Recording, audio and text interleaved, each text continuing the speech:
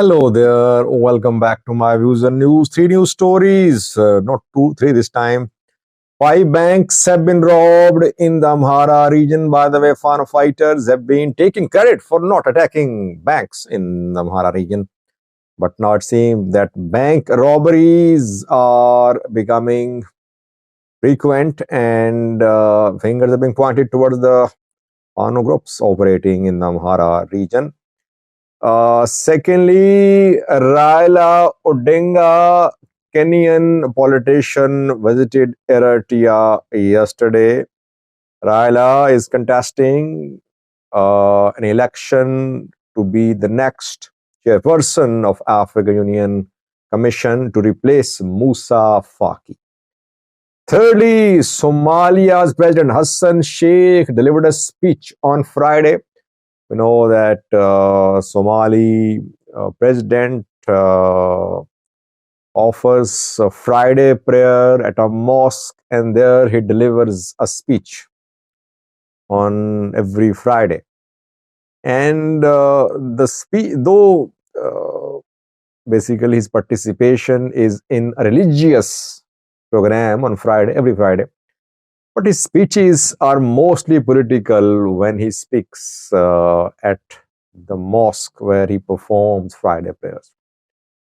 And yesterday he talked about Jubaland president while delivering a speech at a mosque in Mogadishu.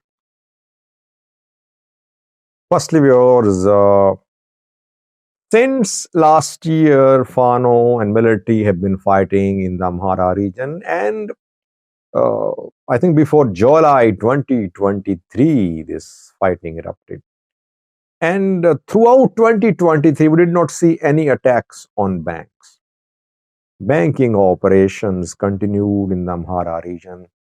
And Fano commanders, Fano groups, in their statements, took credit for not attacking banks. They said that public institutions, banks were not being attacked, were not being robbed by Fano fighters. Oromo Liberation Army has been accused of robbing banks. And some critics of the Ola from the Amhara side, they were all praised for Fano for not attacking banks. But things are changing now. I think we are now getting reports of attacks allegedly by Fano fighters on banks. I did two videos in the last few months about attacks on banks by Fano fighters. Biggest attack was launched this week by Fano fighters in a zone on 5 banks. In less than 24 hours, 5 banks were robbed by armed men. Which armed groups? Fano or others? I don't know. I think it's the government's responsibility to tell the people. North Wollo Zone, Sirenka district, where 5 banks were robbed by armed men this week. Abyssinia Bank, CBE, Commercial Bank of Ethiopia, Abe Bank, Sehai Bank. How much cash was taken, not clear. Bank authorities are confirming the robbery. Generally, banks try to cover up such incidents. Why? Because obviously it brings bad name to their repute. And they don't want to accuse Fano directly, because if they accuse Fano directly, they could face consequences. But robbery of 5 banks in Amhara is being confirmed. Obviously, the main armed group operating in Amhara is Fano. If there are other groups behind this bank robbery, Fano should tell the people. They claim to be in control of 80% of Amhara region. If 5 banks have been robbed in a single day in North Wollo, Serenga, Fano should tell the people who were the robbers. Secondly, viewers, Raila Odinga was in Asmara yesterday. He arrived in Asmara on Friday. Raila is Kenyan politician. He ran in the last Kenyan election too, but he lost to William Ruto is the president of Kenya now. Raila is a seasoned Kenyan politician. And now he wants to be the next chairperson of African Union Commission to replace Musa Faki. In February, African Union countries will elect new chairperson. Raila has two other contestants alongside him. Muhammad Ali Yusuf, Djibouti, the foreign minister, is second candidate. Thirdly, Madagascar's former foreign minister Richard is the third candidate. Raila Odinga is visiting African countries to get support from them for his bid for becoming the next chairperson of African Union Commission. That is why he visited Amhara yesterday. Will Isas Wuki government support Raila Odinga or other candidates? Eritrea is not on good terms with Djibouti. Everyone knows that. For years, relations have remained strained. The two had some territorial disputes too in the past. Arab peacekeepers were deployed in a contested area between Djibouti and Eritrea. So Eritrea is not likely to support Muhammad Ali Yusuf, Djibouti's foreign minister. Maybe Raila Odinga is a better choice for Isas. But let's see. So far, what we have learned is that talks were held and Raila Odinga requested Eritrea to support his candidacy. Earlier with Hassan Sheikh, the president of Somalia, delivered a speech at a mosque on Friday. As I said earlier, he speaks on weekly basis from mosques after having offered Friday prayers. Speeches are not religious, mostly political.